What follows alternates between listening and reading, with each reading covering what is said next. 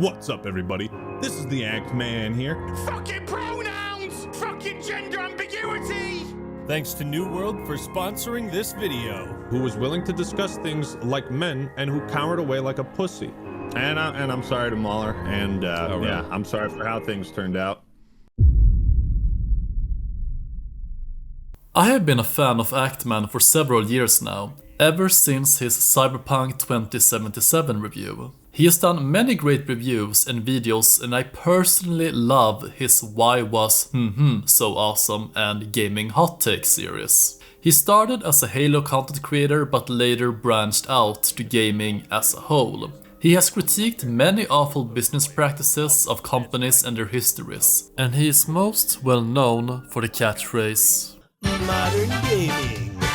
Now, I'm by no means a drama channel, and I particularly don't like creating drama, but I have been thinking about making a gaming ethics video and, well, Actman is currently an excellent proxy to talk about these issues and topics, since I have noticed that his content and quality has recently been, questionable, with many hot takes that even his own audience does not even respond well to. So this video will go through 3 series of Actman's content, which has been quite controversial recently, and also, some older information connected to these recent ones.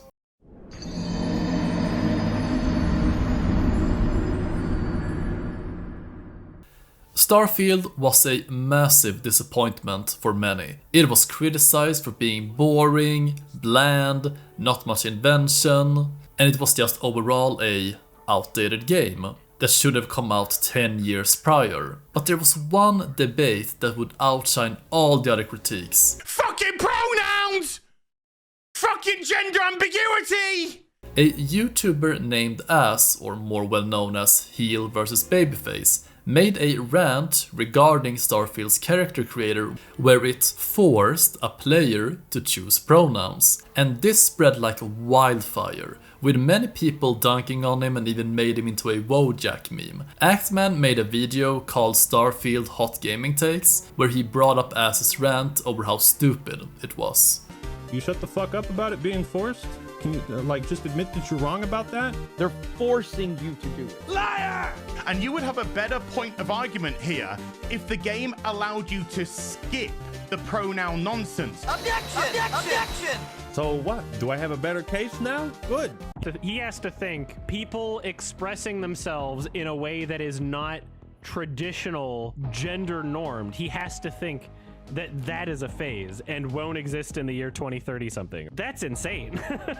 Overall, the video gained a lot of dislikes, which was quite unusual for Actman's videos during this time, and this could be due to the fact that he involves another semi-large content creator whose fans will come over, and downvote it, but I feel like this amount of dislikes is not that. They just felt like the Actman was wrong in this take. And I hear many say that Actman attacked Ass unprovoked when criticizing his take on the pronouns in Starfield, but this is also the same guy who made 2 videos criticizing Actman before Actman released his video, so I just found this assessment ridiculous. And yes, Actman is right that the pronouns are not really in your face in Starfield and you can just skip it. And I don't hear people complain about it in Cyberpunk 2077, which also has pronouns in the character creator. The thing that could be criticized is how games affirm this stance on pronouns, which is still a highly contested debate today on whether or not they should be used on your Twitter bio, your company email,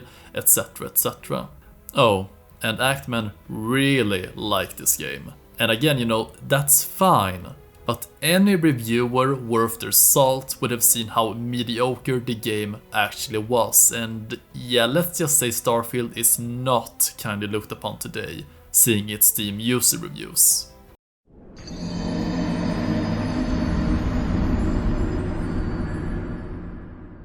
Fully sponsored videos are bad, like straight up bad, and especially for YouTubers who are reviewers and have a fan base that trusts their opinion on games. And of course there is a stark difference between sponsored videos, for example having a sponsored segment in a video, it's annoying, but most people understand the necessity and if they don't like it they just skip it. But when the whole video is a sponsorship, then it straight up becomes an issue. And Actman has so far made 4 fully sponsored videos, unless I have missed one. And these are New World, Genshin Impact, Payday 3, and now AFK Journey. And the latter one was removed just a short time after release due to how much backlash he got from his fanbase. And I'm not an expert on how much money a YouTuber makes from a video, I'm just a small YouTuber who is not even monetized yet. And I have no understanding about, what numbers are included here. But I just wanna know what exactly is driving Actman to make fully sponsored videos of games that are, well, not really good. Also, who is the video for? It's not for Actman's fans, they could probably not care less about a game such as Genshin Impact. And indeed, it is not the type of game they want to see get reviewed. I just wonder when Mr. Moneybags got to Actman. This video from Actman was quite challenging to find, since it was made 2.5 years ago and you can't find it if you search for it, since it's unlisted. It's still uploaded though. And apparently, when he first published the video, he called it a masterpiece in the title of the video, and it was later changed to My First Impressions of New World. And this video is probably the most conflicting video Actman has ever made, since it sits on 11k likes and 9k dislikes. Amazon Studios, the creator of New World, sponsored the video. And let's just say the comment section is not happy about this review.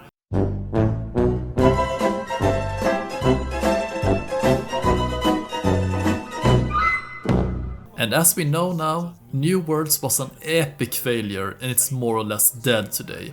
It did not deliver on its promises and lost its player base to Final Fantasy XIV and WoW Classic.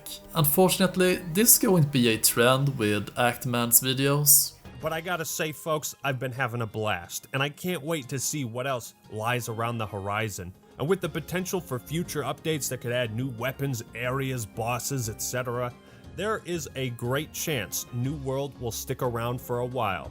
So might as well hop into it now, you know what I mean? So yeah, New World is pretty goddamn awesome right now. But what do you think? Have you tried it out? Let me know your thoughts and opinions in the comments below. Thanks to New World for sponsoring this video. Alright everyone, that's all I got for today.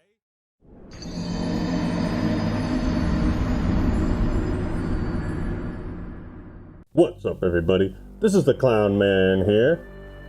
On September 19, 2023, Actman uploaded a video about the much hyped upcoming game Payday 3, where he and many other content creators were invited to an event by said company, where they would get to play the game before release, but also being required to make a video promoting said game. Now, before I continue, I'm going to go on a little tangent. There used to be a YouTuber called Total Biscuit, who unfortunately passed away in 2018. He was the paragon of gaming ethics, where he explained many times how gaming companies were using different tricks and tactics to bribe journalists and reviewers for favorable, well, reviews. Have you been offered those situations? Yes, absolutely. I've been offered worse. I've been offered a free Alienware laptop with a copy of the game installed on it that I get to keep if I do a video on the game. Needless to say, I turned that down. He talked much about how it's impossible to give an unbiased review of something if you have gotten anything from the company. Even if you were only offered a deal, which you declined, your review would still be biased. When you were pitched that laptop review deal, was there anything made explicit? Obviously, we can talk about the implicit, but was anything made explicit about what was expected from you in terms of the review? It was not, no. There was nothing So you whatsoever. felt it was an implicit thing?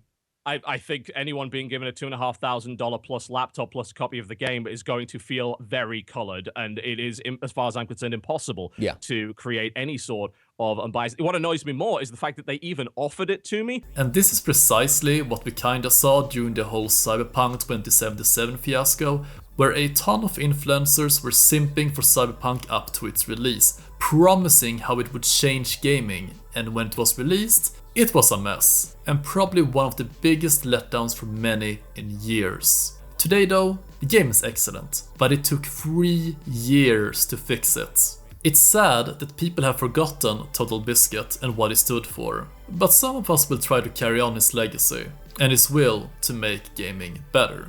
Alright, now back to Actman. So with all of this in mind, you're going to tell me that after having been flown out to New York, attending an event where they have all these photo shoots, bags of money, money contests and other content creators that you know, and you get to play the game with them, and your experience and opinion of the game is only from when you play the game at the event, of course your game experience is going to be biased after something like this. So, Actman was 100% biased in his Payday 3 video. He says, of course, in the video that it's sponsored, so he's not hiding that fact. Which is commendable, because some people straight up lie about that. But the issue is the fact that the company is sponsoring the video is the same company that's releasing the game. So why would anyone take anything he says as truth? Since it's a sponsored video, we know he cannot say negative things about the game, and that it will be somewhat positive overall. But okay, guys, he only promoted the game to be good, right? I mean, he did not know that the launch of Payday 3 would be a disaster. Therefore, he can't be blamed, right? Alright, let's take a look at the current Steam chart for Payday 2. Impressive.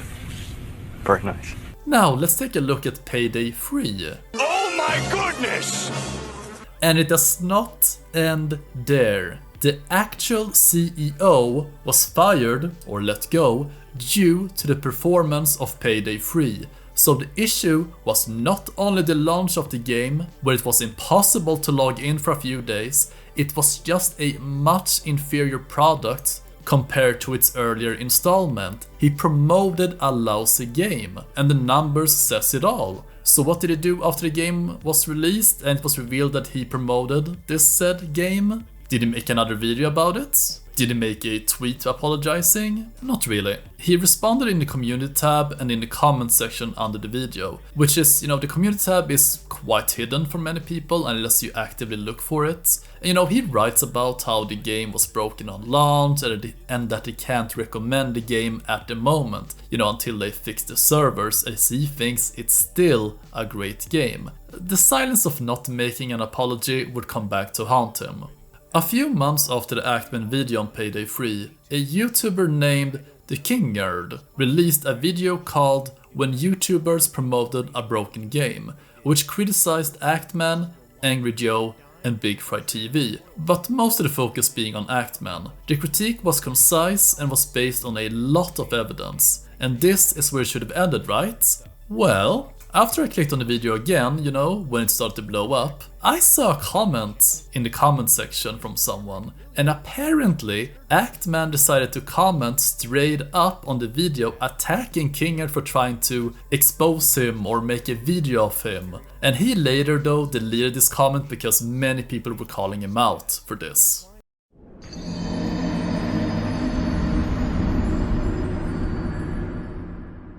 After Actman tweeted how we knew nothing or not really much about SBI or Sweet Baby Inc., which has been a massive scandal in recent weeks, with many content creators actively making videos of it. And by now, many people already know the drama surrounding it, but let's just do a quick summary. A Steam user named Cabrutos created a group called Sweet Baby Inc. Detected, which listed all games that SBI has been involved in, and this information was taken straight from their own website. One of the SBI's employees started tweeting about how this was an harassment campaign and tried to get people to ban him and his Steam account so he would lose all of his games. And this started a massive backlash towards this person, and it did not help that almost every single mainstream game journalists began to circle the wagons defending SBI, and when more videos of CEO of SBI, Kim Bel-Air, started to surface, people knew that this company actively made changes in games that people did not agree with. If you're a creative working in AAA, which I did for many, many years, put this stuff up to your higher-ups. And if they don't see the value in what you're asking for when you ask for consultants, when you ask for research, go have a coffee with your marketing team and just terrify them with the possibility of what's going to happen if they don't give you what you want. The Steam Curator group now sits at around 275,000 users. After Actman joined the debate on SBI, people got pissed off at Actman for acting like he did not know about this, trying to stay clear talking about this. Somehow the arguments fell back on the pronoun incident since people were starting to say how Ass was right about the pronouns and Starfield, and I think this was due to the fact that Sweet Baby Inc. Detected had Starfield as one of the games SBI had worked on, which was not confirmed by the way, as people connected the Starfield incident to the SBI incident, and then the Twitter drama between Ass and Actman started. Ass calling out Actman for being an engagement farmer. Fucking pronouns! Fucking gender ambiguity! Fucking current day Californian shit! Because that's all we fucking know! Because we're boring! We're so fucking boring! Actman wanted to talk publicly with Ass, or just having a conversation. Ass did not really wanna do this, and this bounced back and forward until Actman said he was gonna release the video with their text messages if they did not talk. And when Actman released the video on Twitter, he forgot to censor the mediator's name between him and Ass, which was Mahler. Mahler of course did not like this at all, and sadly, Actman might have lost a friend there. Actman does apologize for bringing Mahler into the whole ordeal, which he stated on Tommy C's podcasts. Did you not ask Mahler to release that? And I apparently he said he didn't give you permission to do that, and if so, why? Listen, no, he didn't. And I'm sorry to Mahler, and really? yeah, I'm sorry for how things turned out. Did you not think that was going to not bother him, or you didn't think it was a kind of an ethical breach or anything?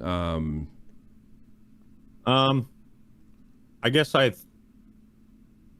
thought it was like, this is just the information that's being relayed. Like, I should have just blurred his name out, and just not specified, and just been like, this is, our third party.